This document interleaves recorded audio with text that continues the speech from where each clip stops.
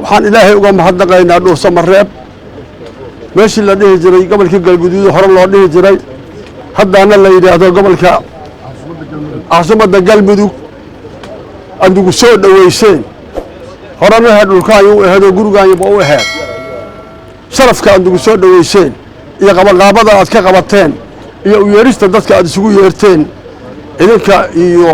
intii idinla jirta amba gobol ha joogeen amba federaal ha ahaadaan amba se gobolka ha joogaane intaasaan waxaan idinkaga mahad celaynaa sharafka aad meesha ku bilowdeen midda labaad annagu haddii aan beeshaas nahay oon meeshaas ka nimid beelaha soomaaliyeed waa badan yihiin dadka amba duubka amba se madaxda ahuna beelaha si qaasa inuu u sheegto kuma fiicne waxay ku fiican tahay inuu ka hadlo dadkan dantiisa iyo wixii dhibaato hoo jira markay yimaadaan inuu ka hadlo annagoo ka hadli doono taas waxaan idin leenahay waa idin aqbalnay yeeritaankii aad noo yeerteen hadday gobol tahay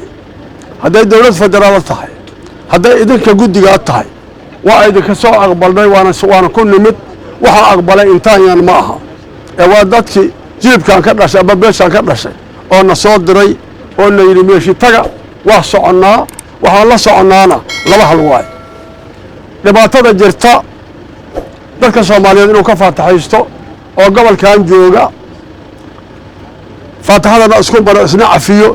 annagu haddaan si qaasa isaga warranno wax dhiba hoon qabno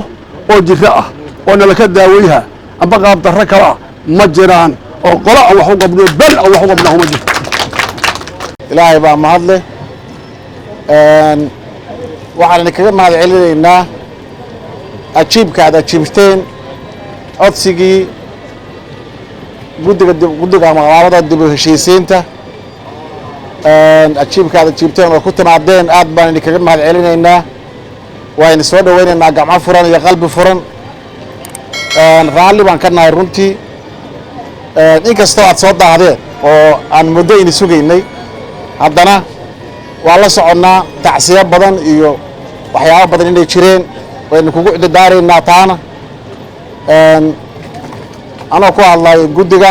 dib u heshiisiinta afkooda waxaan aad iyo aad ugu mahad celinaynaa beelahan kala duwan sida mas-uuliyadda ay ka muuqato sida soomaalinimada ay ka muuqato sida aad diyaar ugu tihiin dhismaha galmudug ood uga soo qayb gasheen ood ugu timaadeen ood waktigiinnii iyo muxuu ahaa